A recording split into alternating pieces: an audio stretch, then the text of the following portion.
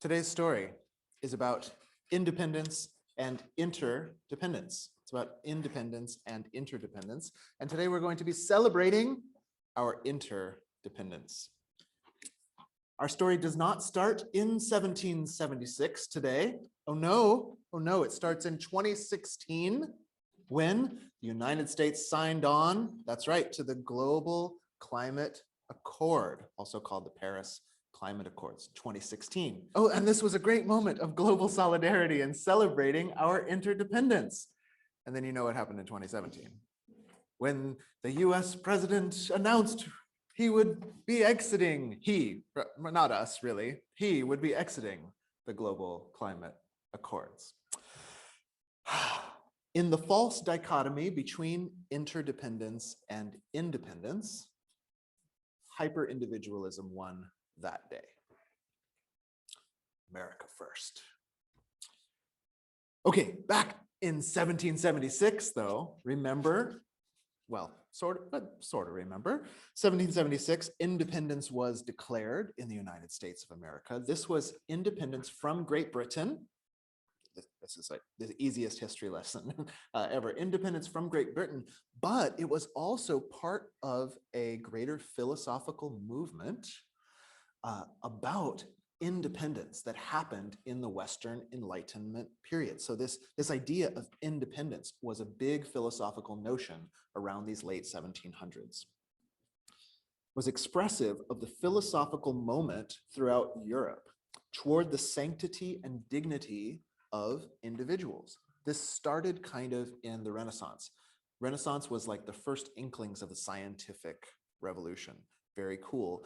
And one of the other things that you start to notice in the late 1600s, then coming to a head in the 1700s, was that instead of that you and me and all of us are cogs in sort of a great machine and none of us are thus important at all, right? Maybe the king is important, right? That's why they get all the privileges and all the rights, but individuals aren't very important.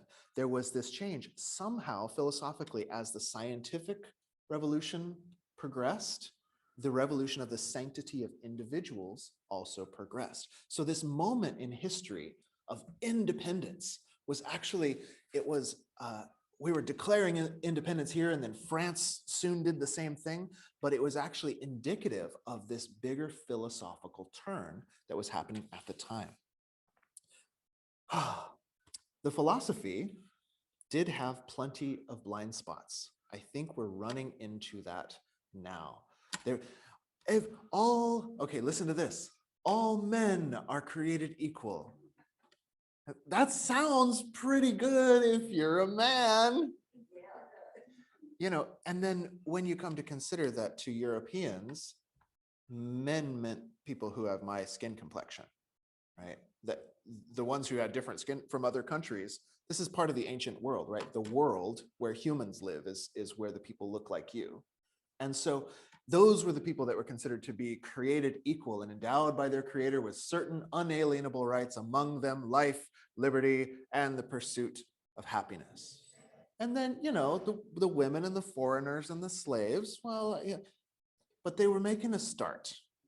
The philosophy was good on paper, if not in practice. It was a good philosophy on paper, if not in practice. The myth of independence has helped us toward the equitable societies that we still work toward today. Without this movement away from the right of kings and toward the rule of law, away from the idea that all us serfs are just cogs unless you're a landed gentry person. You know, I hear instead of pursuit of happiness, it was like the original doc was the right of property, because used to be only landed gentry had any rights.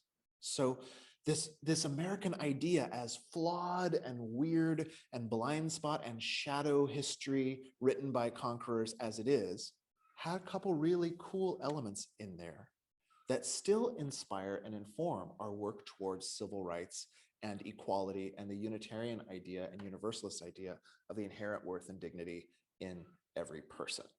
Independence was a powerful revolution that gave birth to powerful revolutions. The myth of independence has helped us toward equitable societies, but it has also outlived its usefulness. At a certain point, all the blind spots and the shadows build up to a point where the thing is so unwieldy, you can no longer hold it up. America's rugged individualism was never very compassionate in nature. It's got some cool elements to it, I suppose, if you're into raccoon skin caps and stuff, but it was never very compassionate in nature. At the same time, it also didn't yet mean the destruction of the entire human biosphere. The entire human ecosystem is what now rugged individualism means. We're at a different moment in history. We need a new model of American greatness. Independence is the past, but if you want to be a leader of the free world, you have to look toward the future, and interdependence is the future. Interdependence is not the same as dependence. This is I find a great talking point. When you bring up the idea of sharing, of community, they'll assume you mean a step backwards into dependent societies, dependent on the king, dependent on, collectivism. Well, that's next thing to fascism. And then they turn around and out the other side of their mouth, they try to sign you up for fascism.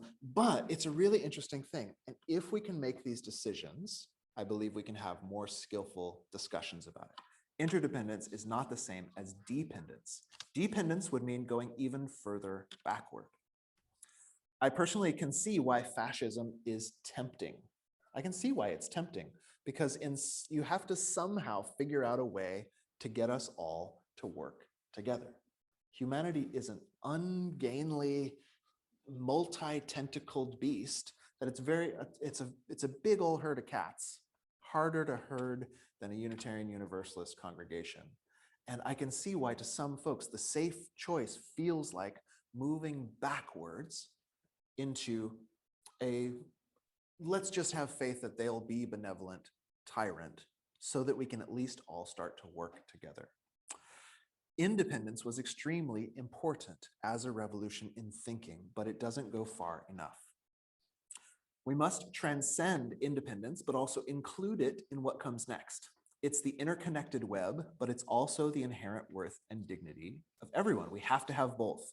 We have to grow beyond the idea of America first, as if you could do anything that doesn't immediately ripple back to you from the rest of the world.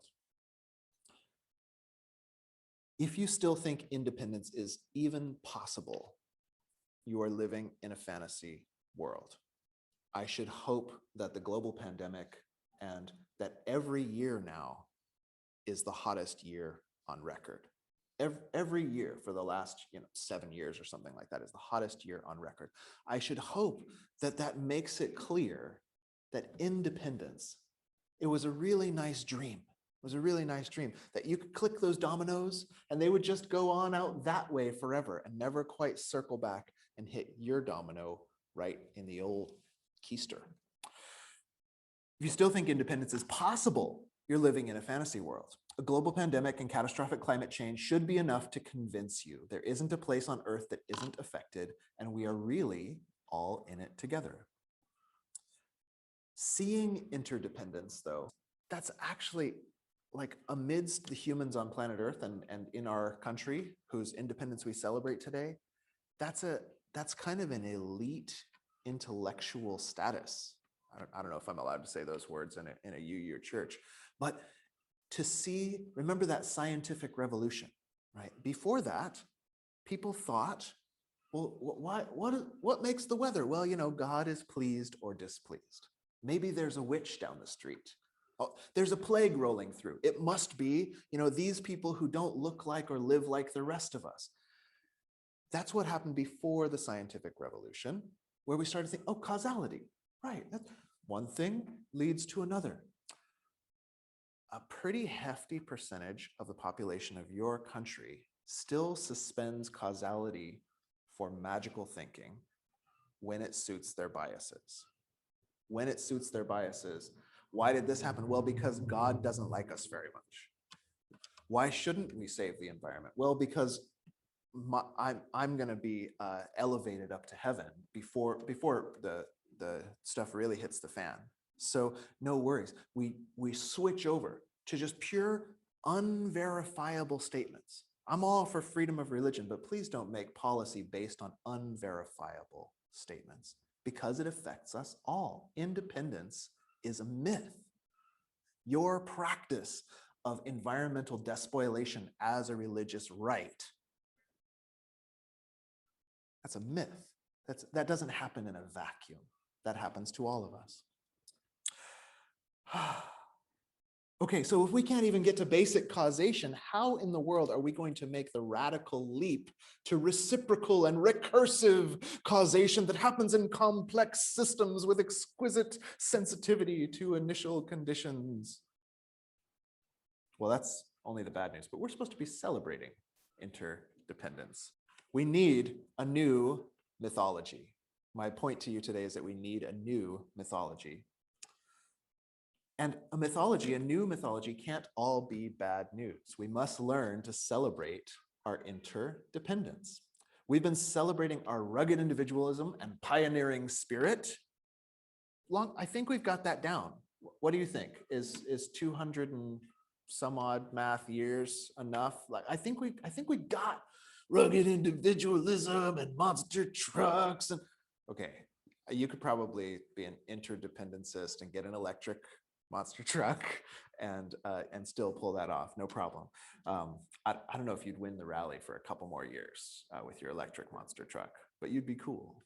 You'd be cool. Oh, I think we've got that down. It's time to celebrate our rugged communitarianism and precautionary principles spirit. Okay, I'm going to work on the slogans, but rugged communitarianism, yeah, down there in San Jose, they made these walking communities, yeah, because they're tough and you can get from your house to the market on foot. But if you don't like that, there's Uber, and we've got interconnected high-speed internet everywhere, so you could just call an Uber. Boom, rugged, yeah. Okay. So the fact that we need this new mythology is why I've decided to become an influencer. That's right, I wanted to announce it here today. I've decided to become an influencer. Yes, thank you, Brady, okay. You can see I got the selfie stick, right? I got the selfie stick. You guys can't see online, sorry, but I'll show you later. I got the microphone, omnidirectional, unidirectional. I think I might be ready to start like podcasting on YouTube, just get an interview, influencer, and then I'll get sponsors like a new lipstick. How does this look with my beard? Oh, I look awesome, rugged communitarianism. Okay, that could be the face of rugged communitarianism, right? This beard, but with some really nice lipstick. I don't know. We're just, it's all transformation right now. I've decided to become an influencer after a unique personal transition. So I want to share with you just a little bit about this. Once upon a time, I had a dream of moving on to a farm, off-grid solar, a well that I knew how to fix, a big old sturdy gate, maybe a moat or something, I'm not sure. You know, and enough woofers to make sure we bring in a good harvest, you know, we'd be canning and all this kind of stuff. And then I would just leave everybody to just do all this stuff that they're doing. And I would be out on the farm. It was a really nice dream. It was a really nice dream. About 2015, I think, I read Bill McKibben's book. He wrote a book, I don't know how to pronounce it, but he spelled the word earth with 2 A's. I highly recommend this book. Let's call it Earth, for lack of my knowing how to pronounce it. And why he did that is he said, climate change is now so irreversible that we are living on a different planet. This is no longer Earth. The harvests don't come on time anymore. The rains don't come on time anymore. When the rains come, they tend to come as hail that destroys your crop, right? They come, you know, the snow all comes in 1 year and just destroys things, and then it doesn't come for another year, so you don't have. We're no longer living on planet Earth. he proposed. We're living on planet Earth, or whatever he wanted to say there. I read that in 2015, which is around the hottest point of our last drought in California.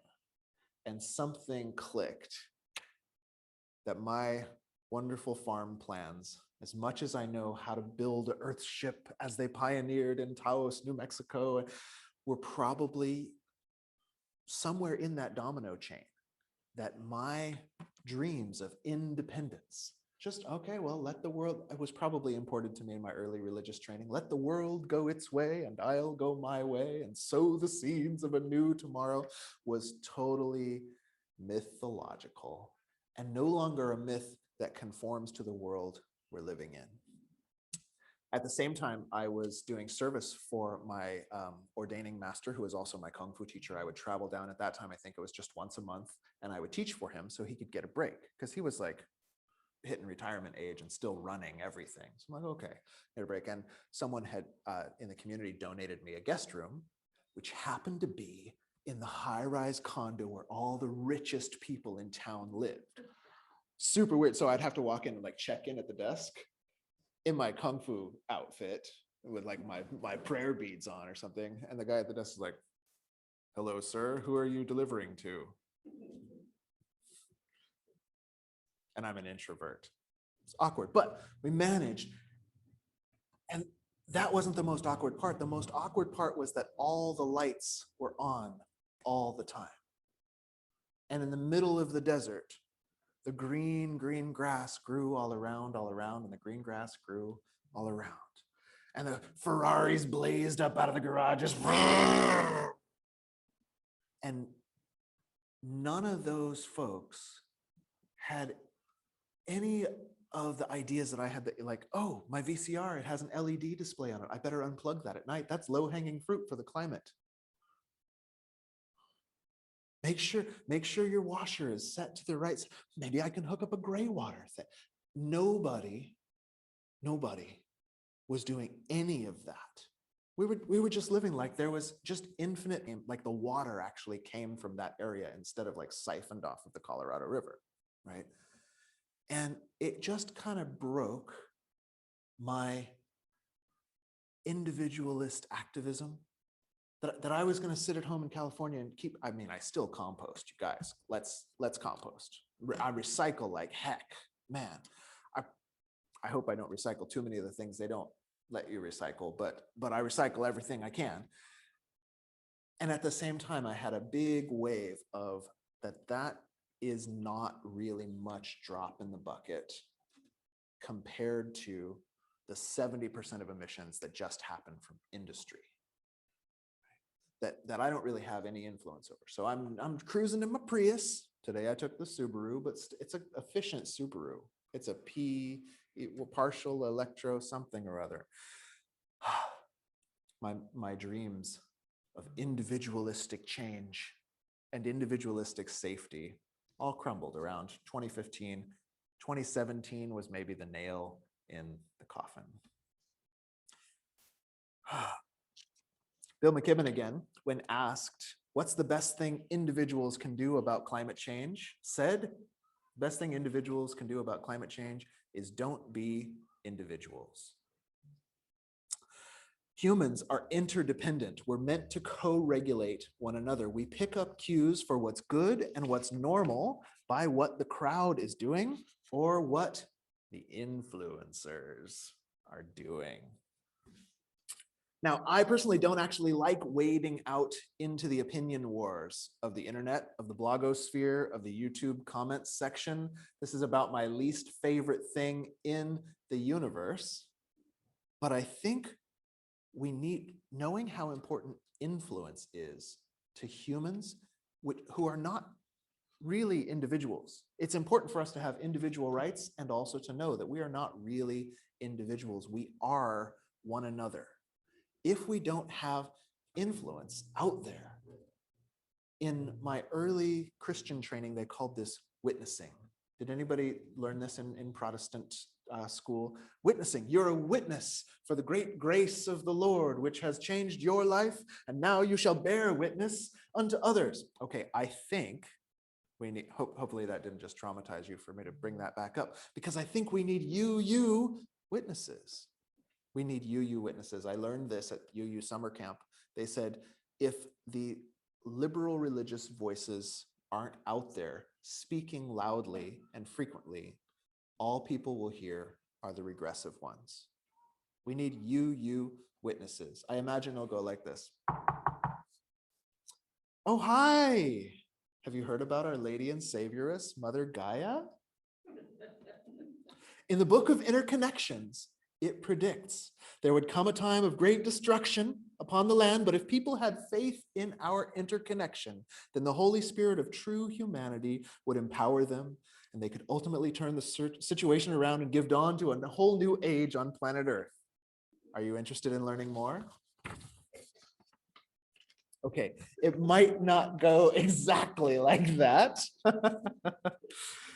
But the best mythologies point to our interiors and give us the clues we need to pull through crises and eventually find entirely new ways of being. We need a new mythology of American, specifically today, American greatness, not based solely on an illusory independence, but on a very real interdependence. We need to model celebrating our interdependence, the power of our connections. It's about how ecosystems regenerate themselves if you just stop messing with them. It's about how communities come together, and if you give everybody an equal voice, all of a sudden